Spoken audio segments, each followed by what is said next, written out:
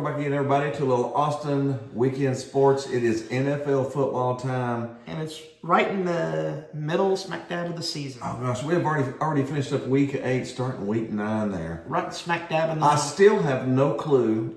Who is the real elite team? I have no clue. This has been the weirdest season that I can remember. I guess to the victor goes the spoils here.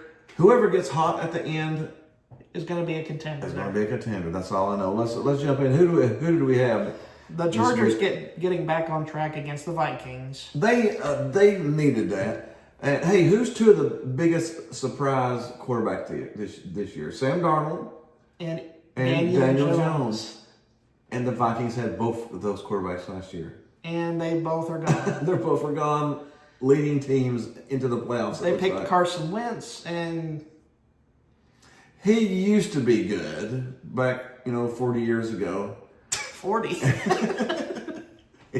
He's struggling now. But the Chargers did get that big win that they needed. So and Carson Wentz is out for the year with an injury, so they might have to turn to J.J. McCarthy. The rookie. They should have had him in there to begin with. Just go ahead and let him get beat up and let's get it on with. Speaking of beat up, give me the shovel. It's just one game. All right, time to build up. Man, there's been a lot of cobwebs in there lately. Yeah. But we got smacked around by the Bills, 40-9.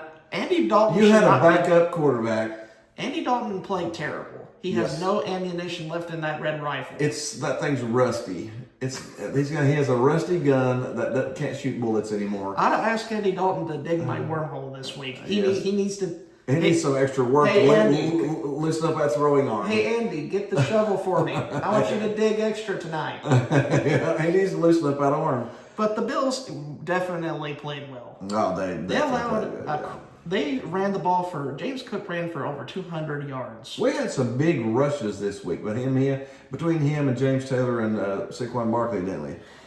Well, let's talk about how bad my Cowboys did, though. Here's the shovel. I've already moved in, baby. I've got cable installed right now. Do you want to ask Dak Prescott to dig you another hole? Do you want to yell over at him? Yeah, I want Jerry Jones to dig me a hole. He would hire somebody to do it. He wouldn't do it himself. But 44-24. Dallas looks great against horrible teams. But against the good teams, if we play a good team, we're going to get beat 20. I told you last week, Denver will kill Dallas. And Jerry Jones said, we might not be a defensive player away. Yes, really? I mean, it took him 6-7 games to figure that out. That the defense is terrible? Yeah. maybe because you gave up one of the top 10 defensive players in the country. And then you hired Matt Eberflus. Eber who? Yeah, the guy who spoiled the Thanksgiving game last year. Yeah. He was the head coach for that Bears team, and then Jerry Jones hired him as your defensive coordinator. Let's get on to the next game. Our surprise of the week. Jets. Jets. Hey, congrats. The Jets are off the snide. They are no longer offers. And if there's a fan base that deserves a win, it's the Gang Green. They had a last-minute drive. On a trick play. Game-winning drive. The Bengals a halfback pass. The Bengals defense definitely overlooked the Jets because they did a trick play. They had nothing to lose. They were winless. I was going to say, you have nothing to lose at that point. Pull out all of them. Pull out all the trick plays. And they finally got off the schneid. Good win for Gang Green. Yeah, bad loss for the Bengals. Really bad loss. Of course, the Bengals are so beat up with injuries for the third year in a row. I blame management. Yeah. Congrats to the Dolphins. Yeah, they got off the schneid by beating the Falcons. The Falcons are the most up-and-down team that I have ever seen. They'll score 40 one week and then lose to the Dolphins the next week. Congrats to Tua, though. He looked like the old Tua. And he looked like the Tua of old. He was slinging it around like he was at Alabama. Mm-hmm. I don't know what that formula was, but whatever it is, the Dolphins need to do it again. And whatever happened with the Bears, they lost 30-16 to the Ravens. An injury-battered Ravens team. The Ravens looked good without any good players because of Chicago.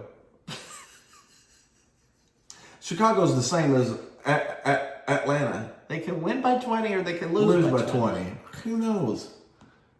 The 49ers are finally feeling the injuries coming up as they lost to the Texans 26-15. The Texans actually looked good this week for the first time this year. For the first time in a year and a half, they actually looked good again. Maybe because you don't replace your offensive coordinator that helped C.J. Stroud develop in the past 2 years. Really? You don't keep that guy? I don't know. But hey, the Texans are close to 500 ball, so I guess that's something. They could pick it up. The Giants can't seem to catch a break against the Eagles, 38-20. Saquon Barkley ran for 2 or 3 touchdowns, maybe 3 touchdowns, a couple hundred yards. And then Scatterboo suffered a horrible ankle injury. Completely dislocated his ankle. It went sideways. It was very ugly to watch that. Yeah. So, the Giants just can't catch a break. Dart and Scatterboo looked good as 2 young players. Now, that wasn't a season or career-ending injury. It was just a dislocated ankle, but still, he won't be back this year. So we'll just have to look for him again next year. Speaking of a next year's rebuilding team, the Patriots against the poor Cleveland Browns. The Patriots look like a contender. We were actually talking again. This is 2005. We're going to have the New England Patriots and the Indianapolis Colts in the AFC Championship game. Except Brady and Manning are not playing. They're both retired. They'll both be talking about it on TV. Or maybe Denver could slip in. Ain't that weird that that's probably your 3 best teams, the Patriots, the Colts, and the Broncos? Reminds me of the Redcoats and against the Bluecoats. I don't know. Because Colts and Broncos and Patriots are all in there. Again, who knows? The Colts have the best record in the league under Daniel Jones. That's a story of the year. Taylor went off, though. Taylor might be the MVP of the season. Let's talk about how the Colts dragged the Titans around. Everybody drags the Titans around, but man, Jonathan Taylor went off. He ran all over them. He looked like the Jonathan Taylor of old. And he's leading the league in rushing yards. Mm-hmm. And he looks like a phenomenal running back. Yeah. Daniel Jones looks like a phenomenal quarterback. Taylor is great. The Colts defense is pretty good. That's a formula for the playoffs. The Buccaneers get back right on track with a 23-3 win against the Saints. Again, even though the Saints are terrible too. But the Buccaneers need that extra oomph.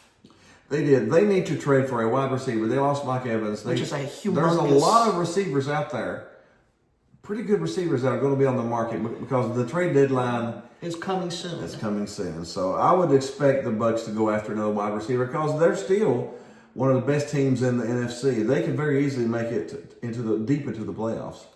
As long as Mike Evans' loss is just a huge. That is a huge. They need to find a perennial 1,000-yard receiver every single year. I mean, they need to find that kind of echelon receiver in the trade market this year. They need to get that guy. Yeah.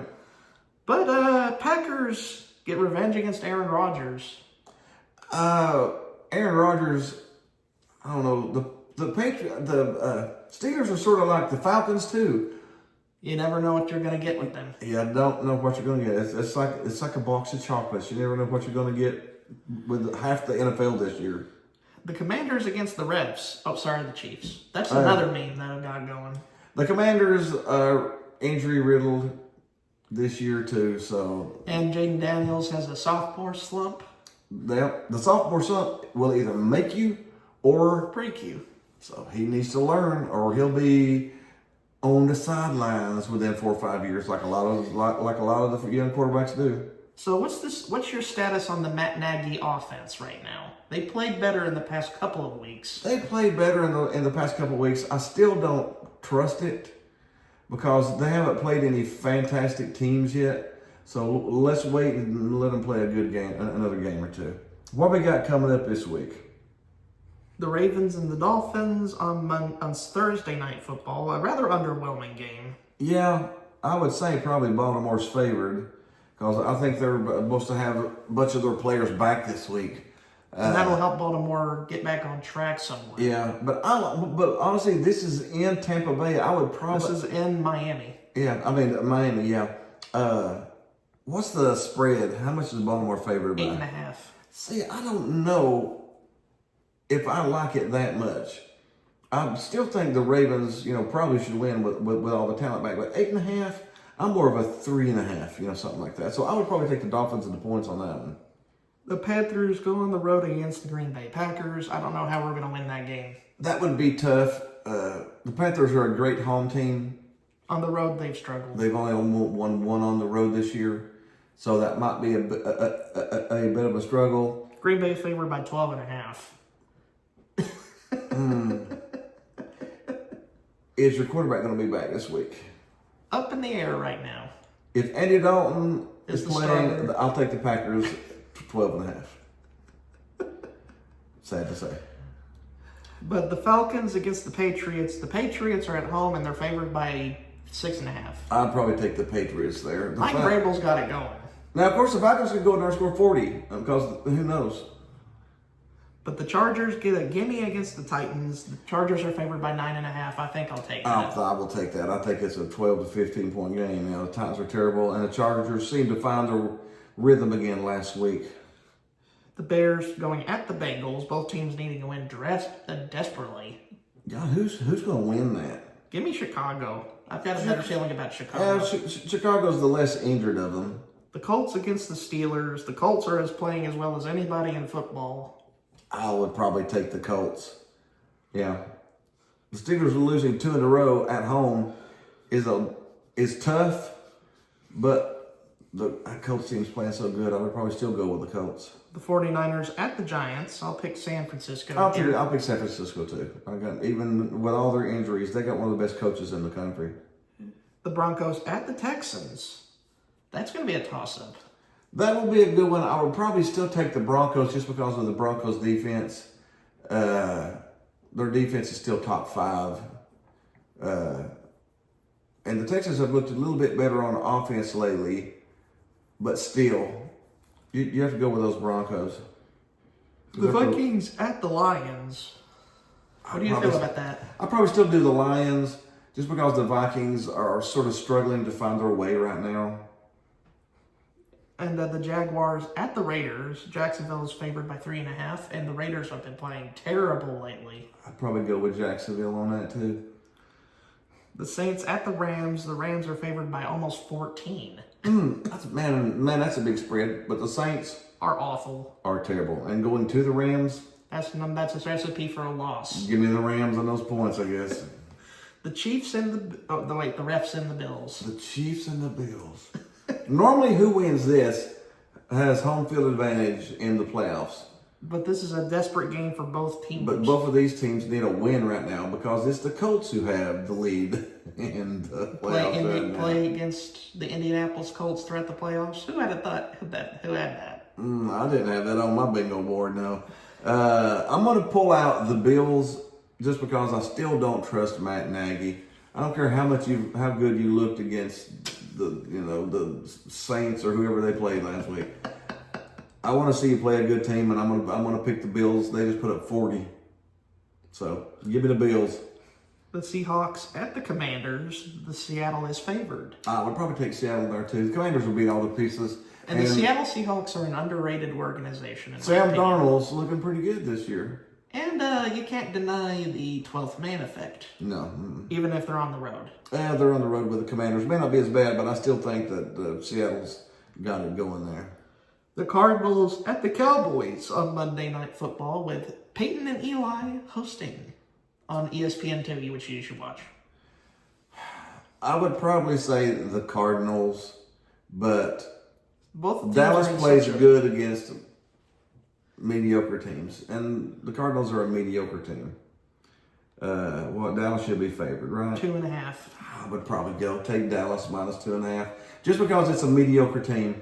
They'll win 37-20, and people will say, "There's Dallas." No, they're just playing a terrible team.